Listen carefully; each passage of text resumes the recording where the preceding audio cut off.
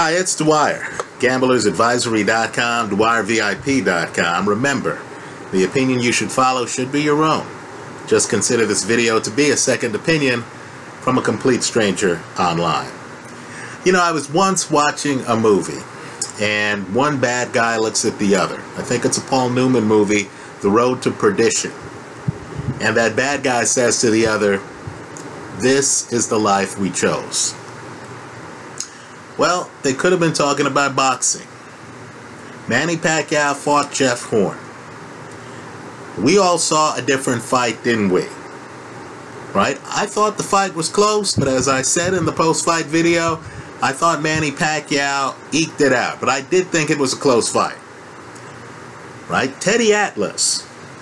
Now, let's remember, Teddy has not only been involved with world-class heavyweights, guys who either went on to hold the belt, Mike Tyson, Oleksandr Povetkin, right? And guys who actually won the title with Teddy, Michael Moore, right? Atlas has been in the game a long time. He thought the fight was an outrage, right? He even said that to Jeff Horn following the judge's decision. He thought Manny Pacquiao won big. Lennox Lewis, to me, one of the best heavyweights of the last half century. Right? I mean, literally, I judge modern heavyweights by going back to Lewis and saying, where does this guy rank in the post-Lennox Lewis era? Right? Lennox Lewis, great heavyweight, saw the fight and tweeted right after the fight. You know, words to the effect of, Jeff Horn showed a lot of heart, but no, he didn't win the fight. This is an outrage. So understand, you have some people who have been in the game a long time. I mean, a long time, right? Who've themselves been involved in championship fights, who were outraged at the scoring of the Jeff Horn-Manny Pacquiao fight, right? But of course, Manny himself was outraged to the point where he wanted the fight rescored, right? Think about that. Manny, who himself, of course, is an 8-division champion. He's had more than his share of championship fights.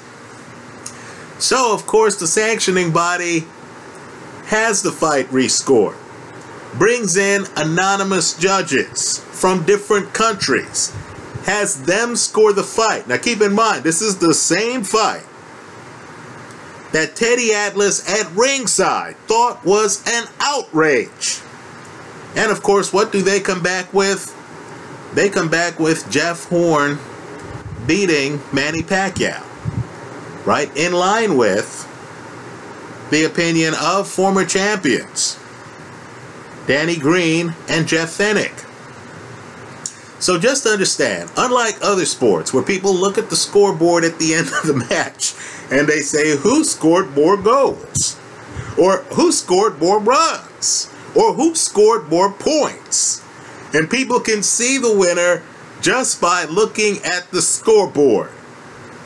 Right? In boxing, it's different, isn't it? There are going to be times where you watch a fight and you're thinking to yourself, what the hell were these judges thinking? This is an outrage. Then the sanctioning body rescores the fight and says, yeah, that's right. We agree with the decision. Right? So, just understand, boxing is a wide tent.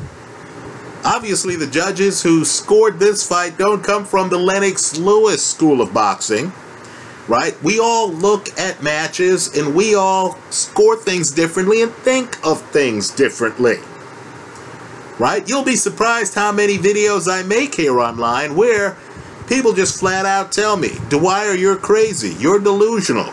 What fighter are you watching? How could you think this fighter has any skill whatsoever? Any punching power whatsoever, any chance whatsoever? And my point to you is simply, you know, the two of us could be watching the same fight. Or hell, the two of us could be judges scoring the same fight. And we could have drastically different scorecards. Boxing really is like figure skating, right? It really is. And so we're here trying to get to a consensus. We're here trying to figure out who's the best in a given weight class. But at the end of the day, boxing is tribal, right? There are many of you who believe the best heavyweight in the world is Deontay Wilder. There are many of you who believe the best heavyweight in the world is Anthony Joshua. There are others who believe it's Joseph Parker. Right? The place to decide all of this is in the ring. The point I'm making here, though, is when they get in the ring, many of us watching the same fight are going to have different opinions. Right? This is the life we chose. This is the sport we love. Exhibit number 1 is the Jeff Horn-Manny Pacquiao fight. Let me shift gears. Let's talk the WBSS for a moment. Right now, very weird tournament. Right? Different weight classes, but very weird tournament. Where apparently certain fighters actually get to pick their opponents in the first round. Not everyone, obviously, but the top seeded guys get to say, hey, you know what? Of all the guys in this tournament, I'm going to take that guy. Right? Now, this could lead to some big drama. You could imagine some opponents are going to say, what? George Groves picked me as his first opponent? You know, I thought I was going to win this before. Now I have to win this. This guy's here trying to publicly embarrass me. Well, let me just say, in the cruiserweight division,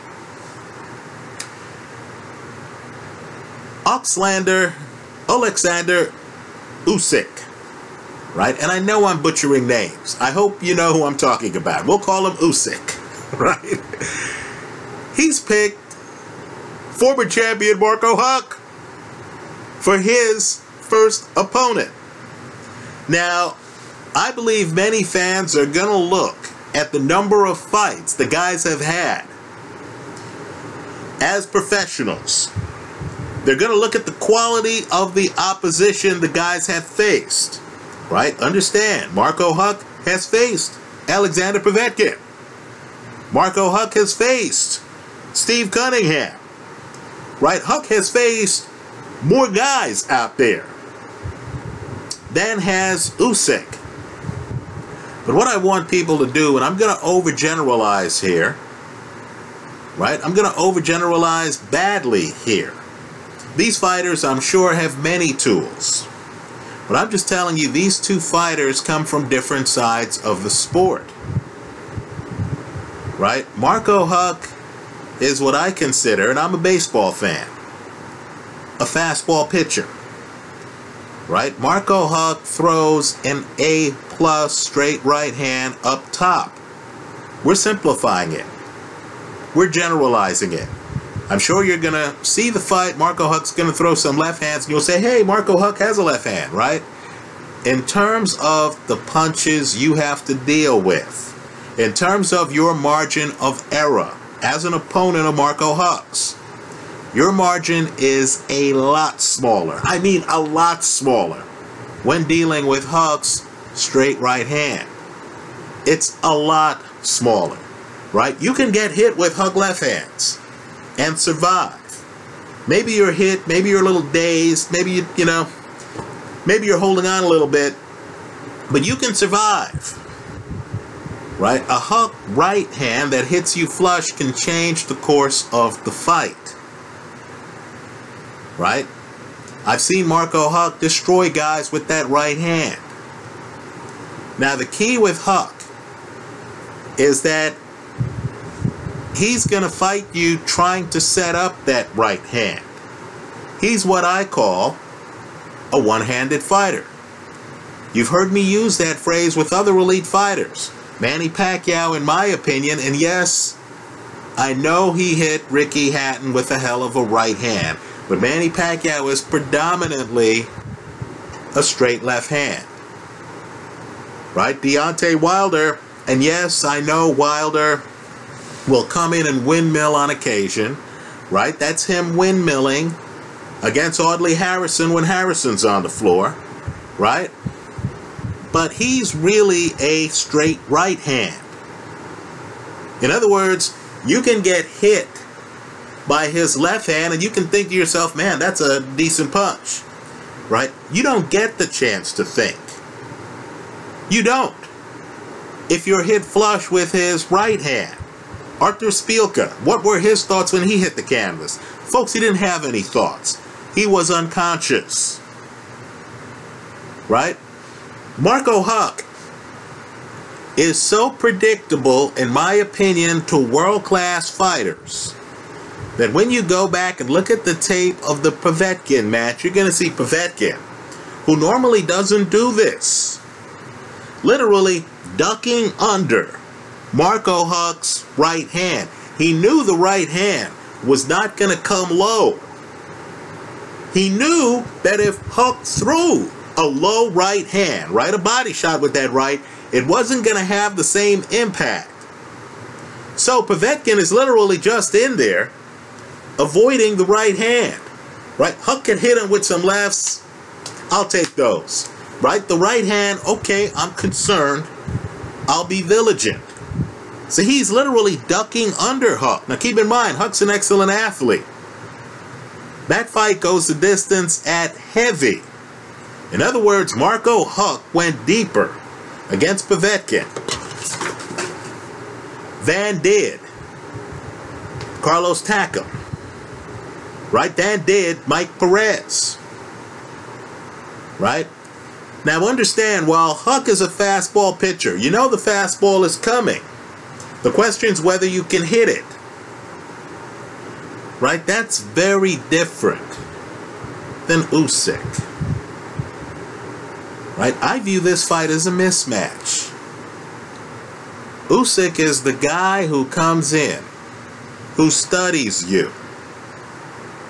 Right? I don't care what he says in interviews. I know every fighter wants you to believe that they haven't looked at a single tape of their opponent. That they're just in the ring on natural greatness, dealing with whatever they see. That's not the case, in my opinion, 99% of the time. It's clear to me that Usyk studies film. Right? Usyk isn't a fastball pitcher. He's the guy throwing whatever pitches give you problems. In other words, he has a bevy of strategies. If you can't hit a curveball, he's throwing curveballs. Right? If you can't hit a slider, he knows how to throw a slider, and he's throwing sliders. Right? He's what I call a multilingualist. So you look at Usyk tapes, you're looking at a different person every fight. Right? He's kind of like Andre Ward in a way. So Usyk's going to come in there. He's going to dissect Marco Huck films. Right? The Ola Alfalabi tapes, for example, where Huck struggled in parts of those fights. And he's going to come in, and whatever it takes, that's what he's going to do. Right? The one thing he's not going to do is be there continually standing in the pocket in range of Huck's right hand. Right? To me, this is a different level of fighter. When I talk about Usyk fighting heavyweights, right, the timing is perfect for him right now. I know he's going to wait and whatever, right? But the timing's perfect for him right now because you have a one-handed Deontay Wilder.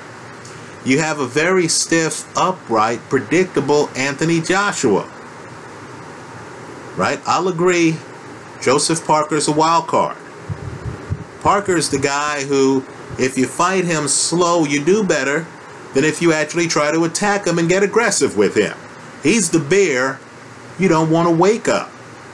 He's the bear who, if you tiptoe around and he opens his eyes, and you're in the cave, right? As long as you're not aggressive, he's not going to care that you're tiptoeing around robbing the place, right? But if you come in and you try to rough up him or his family, right, that's when Parker's going to wake up and maul you, right?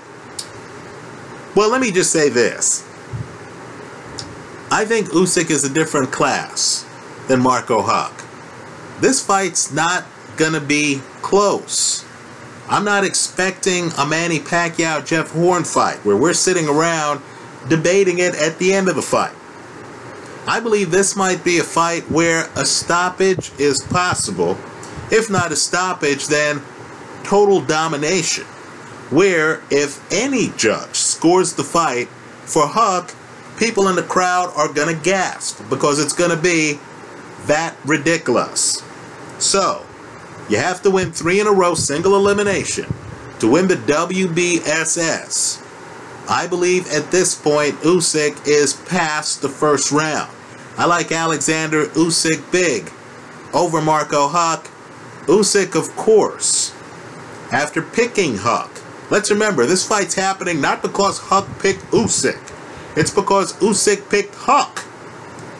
Usyk said, I'm doing this for the fans. Right? The idea is that Huck is a long-time name at cruiser and that fans want to see the matchup. Don't kid yourself. He's doing it because he knows that Huck's one-dimensional. And because he knows that he can neutralize that right hand. I like Usyk here. Let me hear from you. I hope you leave your comments in the comment section to this video. Thanks for stopping by.